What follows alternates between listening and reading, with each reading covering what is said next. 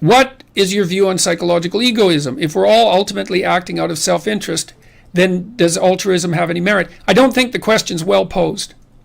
And it's one of those questions that leads into a philosophical dead end because it's not well posed. There isn't any such thing as self-interest. It's not the right way to think about it because you're not alone. And so this is why I like Piaget, Jean Piaget, because he thought about this intelligently. Look, first of all, whose self-interest do you mean? Do you mean your immediate self-interest in the next second? So that would be impulsive pleasure. We're all acting for the gaining of impulsive pleasure and to hell with everything else. Well, obviously that's a stupid way to behave because, and everyone knows that, because you can do impulsive, short-term gratifying things like snort cocaine now, and you can keep doing that, and it'll pay off real well in the extremely short term, and it'll just auger you into the ground in the medium to long term. So if you're acting in your own self-interest, let's take that apart. Over what period of time? Your self-interest in the next second? Your self-interest in the next hour? Like if you're impulsive and you want to gratify an impulse, you're obviously acting in your self-interest in the next second, or the next 2 seconds, or the next minute. But you'll pay for that. Maybe you punch someone or you slap someone because you're so angry, and they knock you for a loop, and then they charge you with assault. So, well, it was great in your self-interest in the second, but like future, remember that Simpsons episode? Homer drank a quart of mayonnaise and vodka, and Marge and all his kids were telling him not to, and he said, well, that's a problem for future Homer. I sure don't envy that guy.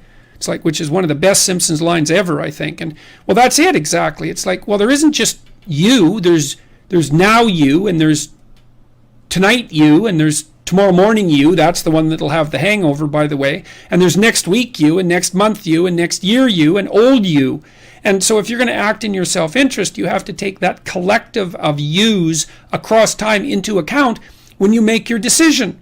And now here's the cool thing about that. So then let's say, well, that would be acting in your self-interest writ large, right, across time spans. But the thing is, future you and someone else that you have to live with right now that's not you are pretty much the same people. And so if you're going to act in your self-interest and you have other people around you, then you also want to act in their self-interest, because otherwise they won't like you. They won't cooperate with you, and they won't compete with you in a reasonable manner. And so that's going to be a catastrophe. And so you want to act out what's good for you now and what's good for you next month and next year. And you want to do that in a way that's good for you and your family and your community right now, next week, and next year. And you're going to take all those things into account at the same time. That's an equilibrated game from a Piagetian perspective. And it was his idea that constituted the basis for proper moral judgment. And it's a brilliant idea. It's a brilliant idea. And so that's your true self-interest. There's no difference between your interest and the interest of others, not in any fundamental sense. Even your enemies, which is why you're enjoined to treat your enemy as if he was yourself, because he is. And you think, well, you should wish your enemies well. Well, why? Well, it isn't that you hope they get a bigger house than you. It's that, let's say you're being pursued and tormented by someone who's truly reprehensible. That person they have a miserable life, man, in all likelihood. Let's say they're truly malevolent. They live in hell. And what you might hope for them is that they could figure out how to get out of there, because it's not good for them and it's not good for anyone else. Think, well, even your enemies, it's like, wouldn't it be good if they could get their act together and stop being so unnecessarily malevolent? And that's in your self-interest. So the idea that your self-interest is somehow opposed to other people's, or that if you maximize your self-interest, you're not operating in the best interests of other people, is predicated on a poor idea of what constitutes your self-interest. Because you're not separate in any real sense from other people. You're maybe not separate from everything in some real sense. Jung, in his book Mysterium Conjunctionis, he had this idea. I'm going to go through it real quick. It's a complicated idea. That this is how you put yourself together. The first thing you do is you join your emotions and your rationality, so that your mind and your emotions are one thing. He called that the first conjunction. So that your motivations and your emotions and the way that you think about the world are all acting in the same direction. Okay, so that's the first conjunction, and you get your act together that way. So that would mean incorporation of aggression and sexuality from a Freudian perspective. Those parts of you that are difficult to integrate come to be integrated into one thing. So you can use your anger when you need to, and you have your sexuality under control. It doesn't have you, but you know how to use it, and it's a power for you. And you're properly assertive in all of those things. And so you build yourself into one psychological unit, and then you embody that. So that's the second conjunction. The second conjunction is take your mind, emotion, motivation, unity, and act it out. Act it out in the world, so that there's no distinction between you and what you do, between you and the way you think about the world and your philosophy and how you act. That makes you a second kind of unity. And then the final conjunction, which is the most difficult one, is to stop thinking that the world is different than you are. This is why I ask people to clean up their rooms. It's like, your room is you. It's you. And so you go in there and you clean up your room. You're cleaning you up too, the same way. You're developing discipline. You're putting yourself in order. You're developing a vision of the future. You're figuring out how to dress. You're figuring out how to take care of your things. You're interacting with the microcosmos that you have in front of you and learning how to balance chaos and order.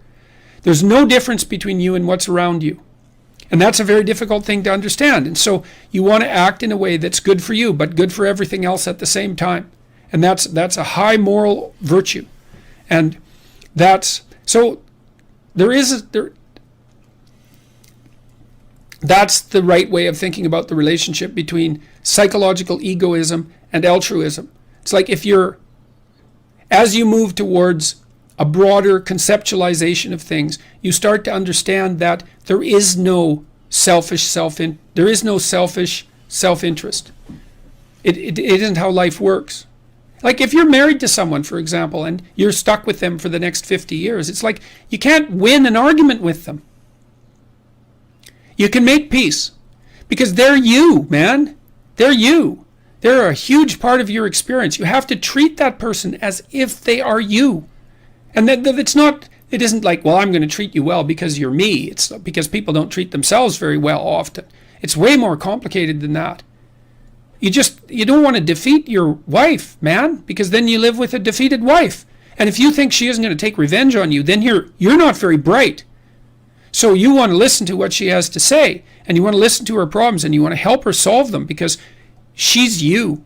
And you want to do the same with your kids, and then you want to do the same with the people around you if you can do it. So the whole idea of like, well, we're basically wired to be selfish. Well, we are when we're not very wise and we act impulsively.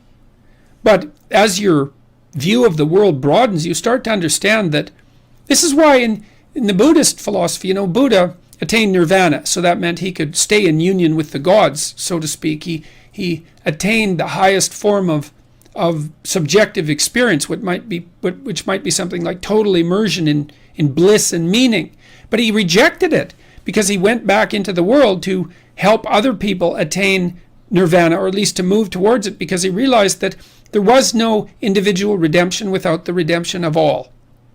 And if you don't understand that, then you're just not very wise. And so you're trying to be a force for good in the world. And that doesn't mean just good for you. It's just blind, because there isn't any isolated you. That isn't how things are. That isn't how reality lays itself out. So